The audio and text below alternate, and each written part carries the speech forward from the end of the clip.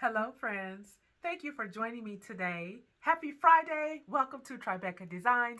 This is another episode of Friday Sews. My name is Rebecca and I love to sew. So I'm just going to jump right in today and move right along, starting out with the makes. First, I do want to say thank you so much for those of you who continue to support my channel, those of you who tune in frequently, week after week, who have those notifications on, and when that bell rings, you hit the videos and watch. Much, much love. I appreciate you. I am so excited because I'm really getting close now to finally reaching 1,000 subscribers. Yay! So if you're new here, welcome. I love to sew. I love to upcycle. I love to design. I love to refashion. I love to make. Like many of you, I love to create. I'm a creator. I'm a maker. And I'm very passionate about garment construction. Making things to wear and garment accessories is my first love, and that's primarily what I focus in on this channel. However, I do have another hobby, passion, if you will, that's near and dear to my heart, and that is gardening, the sowing, referred to as SOWING, sowing seeds into the ground and watching them flourish. So that being said, please watch this video all the way to the end because I do have a little something to share with you guys that I think you'll enjoy. So today I'm going to be focusing on shorts. Yes. Now, before I show you guys the makes, let me say this. Ladies, please don't give up on wearing shorts. Now listen carefully. I'm going to say this with all my heart, as tenderly as I possibly can, because I personally have been tempted to fall into this mindset. Some of us are of a certain age, and even if we're not of a certain age, even I remember when I was like in my mid-30s, I was tempted to think negatively about some of the changes I noticed my body making. One of those changes was we were at the zoo of all places, and I had on a pair of shorts that day with my family.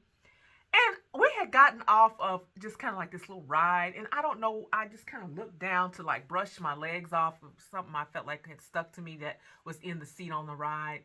And I looked at my thighs and I went, oh, is that cellulite? And my baby brother laughed at me. He said, girl, you know you look good. Ain't nothing wrong with your legs.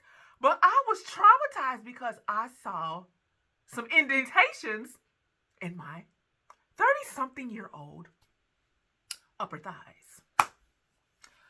And I kind of felt like, I'm getting cellulite. Fast forward, way past mid-30s. Okay. Again, I knew I always just like wearing shorts, and and for me, not short shorts, but I guess if you go like halfway between your upper thigh and your knee, somewhere in there, about midway, that's where I like for my shorts to hit. To each his own, to each his own. So I just remember thinking here recently, like a few summers ago, oh, I'm not going to wear shorts anymore. I shouldn't wear shorts. I shouldn't wear shorts. Why? Because my legs aren't muscular anymore. Because I don't work out. Oh, because, I don't feel confident wearing shorts. Why? Where does that mentality come from? I now see women half my age who also have cellulite that I didn't have at that younger age. And that's not in any way to, make anybody feel bad. It's just that I'm beginning to notice that those young women don't seem to have any issues with their cellulite. And I love that. I'm saying that because I love that about the younger generations of women. body image and everything is just it's really coming full circle now, where we don't feel like we have to have these perfect bodies to feel confident, beautiful, and comfortable.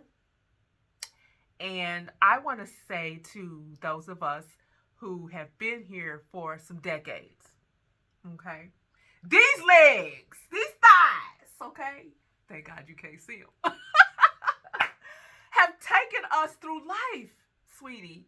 They have helped us walk through the trials and tribulations of life. There's a lot that I could say, but you understand what I'm saying. These thighs are, I don't care if they didn't, I don't care if they creped, I don't care if they have marks, I don't care if they have dots, I don't care if they scratched, I don't care. They here, okay? And if you're not in pain, if you are blessed enough to enjoy life where you can walk, you can get down and you can get up, honey, don't let these beauty whatevers, I don't even know what to call them, expectations or whatever. And a lot of it we put on ourselves, ladies. Be free. And I'm saying, I'm not, I'm still about doing things in a way that I think is in good taste.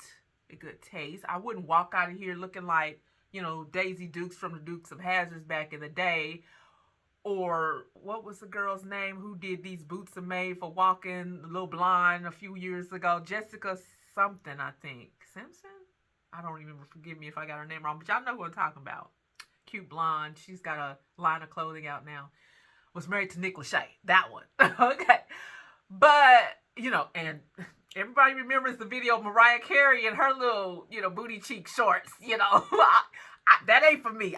That's not what I'm talking about. If that's you, then you probably like half my age and just do you. But even when I was young, I didn't have the guts for that. But all I want to do is encourage you, ladies, especially for those of us who sew. You can make shorts any length, any style, any fabric, any way you want. There is still a way to wear shorts. I have had so many ladies, even when I walked in a fabric store recently and was talking to the owner, and I told her, that I didn't really need any fabric, but I would buy something from her shop to support her business, maybe enough, I said, just maybe enough to make a pair of shorts. And her response was, oh, well, you're lucky you can still wear shorts. And I thought to myself, oh, you can wear them too, like I say. So I just wanted to share with you guys my take on it. Just go ahead and do it, girl. Make a pair of shorts, all right? So last summer on my channel, I did a full tutorial on how I made a simple pair of shorts, elasticized in the back of the waist, flat front with no elastic. And this tutorial will be linked in the description box. It's a good video for someone who may be starting out sewing, who wants a simple project, but kind of wants somebody to go and hold their hand to look at the process in case they may have questions as they're following their pattern, the manufacturer's guide sheet instructions.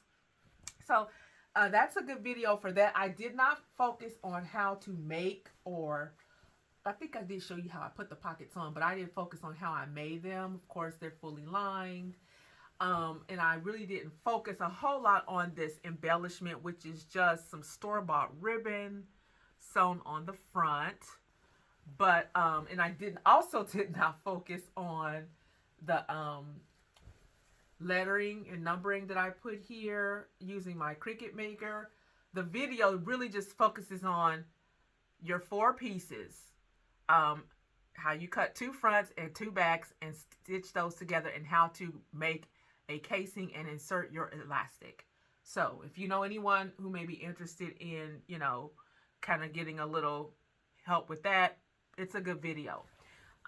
Again, link in the description box. And if anybody wants to guess what P31 stands for, I'll tell you at the end of the video. Now, does anyone remember this shirt? Does this fabric look familiar at all?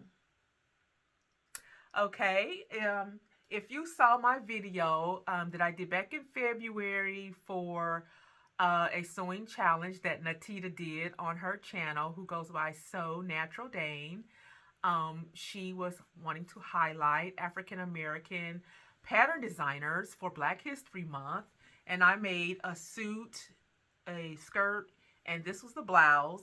I had enough of this fabric left over to make these lovely shorts, and I'm so proud of these. I love these shorts, and I must say, these were inspired by a Zimmerman collection that I viewed on YouTube last year. Oh, they had the most lovely short sets, and I picked out this trim from Hobby Lobby and embellished the pockets. But yeah, I think in my mind, I was kind of remembering some of those short sets that they had in one of their fashion shows. I love the way these shorts look on. I did a little different curving here on the side where it's dipped up a little bit higher on the sides than it is here in the center of the thigh. And they are pretty long and very loose fitting. These come about maybe 2-3 inches above the knees, but these make a great resort wear. These are nice enough, honestly, where you could wear to church or the office. I'm going to put up a quick little video of me in these. And so, yeah, those so far of my favorites of the shorts that I've made this year. I also made a nice short set that I featured on my video from resort wear. I did like a me made resort wear video. I'll go ahead and put that link in the description just in case someone would like to see it. And I made a really nice jacket with a pair of coordinating shorts. I think those are the second pair, my number 2s that I really, really like of shorts that I've made this year. So link will be in the description. Last but not least on the makes is this short set. Here are the shorts.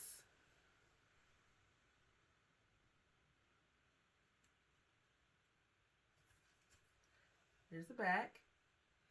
And I put a zipper in the back of these. This is what I call a lapped zipper that I use very frequently. I'll put a link in the description because I love that video. It's a really good tutorial for anyone interested in learning how to install a lapped zipper, which you can use on the side or back of any skirt, pant, short pattern garment. It's a really good it's a really good installation of a zipper. But I want to say I actually featured this fabric right here with the little birdies on an earlier video. I think I mentioned that I was going to use it with another project. I ended up using it with this one. This is a thrifted sheet that I purchased, and this fiber here on the end is actually silk. This is a repurposed silk sari. Yes, I used to buy lots of silk saris on eBay back when I had my hat website where I was doing millinery, and I sometimes would use the fibers to embellish the hats or to make coordinating scarves. And this is some of the pieces that I had left over. I love how these two work together. And then I just decided to do something a little different here. Now, back in the day, we used to wear something called diaper shorts. I don't know if any of you are familiar with that term. Let me know in the comments if you ever wore a pair of diaper shorts. But that's what we would call this design right here back in the day. Okay, let me show you the line drawing. I don't know if it's any different. Oh, they don't really have a good line drawing on the back. But if you could kind of see how these go, they call them diaper shorts because they really go on like a diaper. You know how the front of the diaper goes to the back or sides, and then you take the back and take the little tabs and put it on the sides. That's exactly how these shorts go. Well, I wanted that look, but I didn't want the hassle. When you go to the bathroom, those diaper shorts are a disaster. You really have to take them completely off, step away from the toilet, and take them off so that you don't drop part of them in the toilet and get them wet. That actually happened to me as a kid. And so this is my take on the diaper short. So all I did was created an additional panel here and sewed it into the side seam of the short. So that way you don't have all that fuss when you go to the bathroom. So here are the shorts. Really fun, bright color. I did wear those on my resort. Those were part of the Me Made collection that didn't make the video because we were just so busy that day that I didn't stop to take, any footage while I was on the resort. But I will throw up a quick little picture or something of me. I just went through this on right before the video so you could kind of see how it looks on. So there it is. All right. Now it doesn't have hanger appeal, spoiler alert, but this is the coordinating halter, and it's a wrap halter that I made to go with it. Now I know the set, it is a set, it's very matchy, and as you can see here, I did not line the back, but I did line the front for obvious reasons. But let me show you guys the pattern that I used to make that. This is an old pattern that I acquired when I used to sew for one of my dad's friends back in the day. My dad used to brag and tell people that I sew, and he and my mom had been divorced for years, and one of his girlfriends, he met a girlfriend who was a seamstress, and she had a business, and I used to sew for her. Well, this is the pattern that I used, but I did hack it. There's the line drawings for the front, because this pattern actually, and that's a Berta, old school Berta, but the pattern calls for stretch knits. And of course, this is 100% cotton, and you got silk, no stretch knit. So I just decided to make it wrap in the front. Give me 1 second here. I'm going to untie it. It wraps across the front of the bust and ties in the back. So, if I step back, maybe you could see. Here, let me put it on. I'm all up in the camera and not really giving you guys a good view. But, see, you can kind of see where I'm going with this. And then, well, you've seen it on previous footage, but I'm just showing you how it slips. See how it slips on and then ties in the back. It's got a little hole on one side you could slip the ties through. Girl, you talk about a pop of color. Now, I will say, I'm not as excited about this set as I had hoped I would be. For one thing, when I styled it, I shouldn't have put an orange headband and white glasses. That's just too much orange and white. I didn't style it properly for this segment, so forgive that. But I think I don't know, it's just something about it to me. It just seems a little bit more youthful. I like a more sophisticated look. I don't know. It's just me. It's just me. It's very well made, but for some reason, I don't know, something about it feels a little bit more youthful to me. So I probably will put that on for auction. But I did also make this really cute t-shirt. Bird nerd, that's me. I like to watch birds, and they had t-shirts on sale at Penny's. Yeah, this is a St. John's Bay, and I just bought a bunch of them for practicing my cricket making creativity. And so since this fabric has a lot of birds on it, I thought those two would look really, really cute together. Okay, friends, so that's all I have for the makes. If you made it this far, if you watched the video all the way through, thank you so much. And if you happen to be tuning in for the first time and are interested in sewing related content, by all means, please subscribe and help me get on up to over 1,000 subscribers. Okay, but here's the other thing I want to share with you guys real quick. The last time I made a video, on here on Friday Sows, I talked about feeling a little defeated because some critters had come in my garden and just chewed up all my kale. Well, I have been experimenting with a raised bed on the side of my house, um, because our yard is not fenced in. I live in a maintenance provided community, and there's no fencing because when they cut the grass, they don't want fence to have to go through fences. So anyway, that being said, there's a huge wooded area behind us, and the deer, they hang out with us. They just do. And so a lot of times they treat my front, um, beds like the local salad bar, and they eat up my shrubs and my bushes, and it's very disheartening because those things are expensive. You already know. Well, anyway, I'm just giving you a little bit of background information about how I'm still trying to grow food here at home. My garden bed is a plot that I rent a few blocks down the way, but I'm still trying to have a little something here at the house. Anyway, check out my side of the house situation. Hey, you guys, I did it. I grew this beautiful head of lettuce. Look at it. Oh my gosh. On the side of my house in the window well. Here's my bed.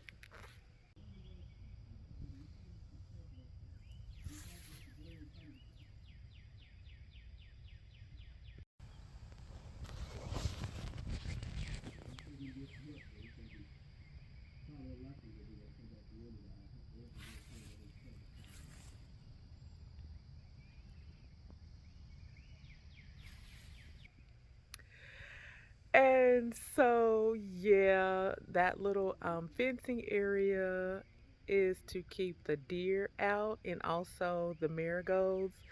I read somewhere that deer don't like the scent of marigolds, which can be quite pungent. And apparently, the proof is in the pudding. So, I think there was a kitten though in my box, and I think he thought my box was a kitty litter box. So he left some litter. Let me know in the comments below. Would you guys still eat this lettuce? I was able to scoop it out without any trouble, but I'm a little leery to eat it because of the kitten's donation. Here's my question to you. With the cat making his or her donation, would you eat the lettuce? Now, for those of you who garden, we already understand what compost is, blah, blah, blah. I use, chicken manure, that is especially, processed, formulated. I don't know what they do. I don't know if they pick up dry droppings or what. I just go to the local farmstead and I get, chicken manure to fertilize the soil for my crops in my garden bed. So I don't know. When I told my husband that I found some cat droppings in my bed, he was like, "Go ahead and eat it." It's just, and I was like, "Oh, a cat? That's like the same as a dog to me." What? Okay. Question. Let me know in the comments. Would you eat that lettuce if your cat or your neighbor's cat had made a donation? And then next week, I'm gonna tell you guys whether or not I ate the lettuce. Thank you guys so much for watching. Happy Friday! Peace and blessings.